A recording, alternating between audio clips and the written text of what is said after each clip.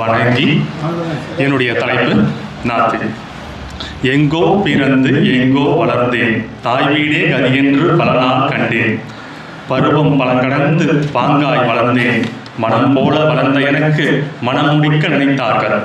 மனதில் பயம் கொண்டேன், திருமண கவனை நெஞ்சில் எழுந்தாலும் பஞ்சனை துயில் இணைத்து வெக்கம் வளர்த்தேன்.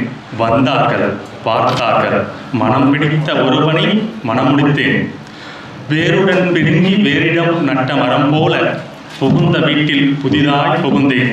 மனம் முடித்த மணாளன் கவலை தரவில்லை, மாமியார் மாமனார் கொடுமை இல்லை. திருமண மேடையில் இருந்த இருமுகம் காணவில்லை, அவர்கள் கணவருடன் பிறந்தவர்கள்.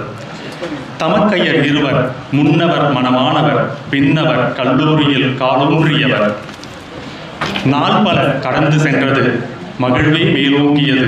ஒரு நாள் வீடே விழாக்கோலம் பூண்டது. காரணம், முன்னவர் குடும்பத்தோடு வருகிறார் என்று. பின்னவரும் விடுதியிலிருந்து அன்றே வீட்டிற்கு வருகை புரிந்தார். பயம் சூழ்ந்தது, ஆனால் நடந்ததோ வேறு. முன்னவரோ என் கணவரின் அன்னை போல, பின்னவரோ என் கணவரின் குழந்தை போல. அன்பென்ன ஆதரவென்ன, கேட்ட பல கதைகள், ஏதேதோ காரணங்கள். மனதில் பழம் கொடுக்க நிகழ்ந்ததோ வேறு. இதில் மாயம் என்ன, மந்திரம் என்ன? நல்லோருக்கு எல்லாம் நலந்தானே. பிறந்த வீட்டை மறக்கும் அளவில் புகுந்த வீட்டில் பூரிப்பு. பெற்றோருக்கும் மேலாய் இருவர், தாயார் தந்தையார் மாமனார் மாமியார். இவர்களுக்கு மேலாய் கணவர்.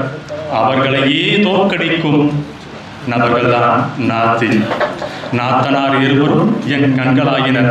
நான் ஒருவருக்கு குழந்தையானேன், மற்றொருவரை குழந்தையாக பாவித்தேன். இன்றும் ஆனந்தம், என்றென்றும் பேரானந்தம்.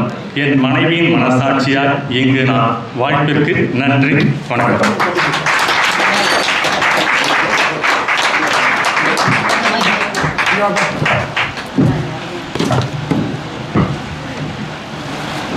எந்த புத்தல எந்த பாம்பு இருக்கும்னு தெரியல.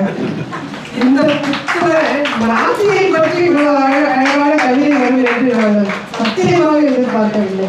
அற்புதமான கவிதையை தந்த தம்பி அவர்களுக்கு, நாகராஜ் அவர்களுக்கு வாழ்த்துக்களும் நன்றியும்.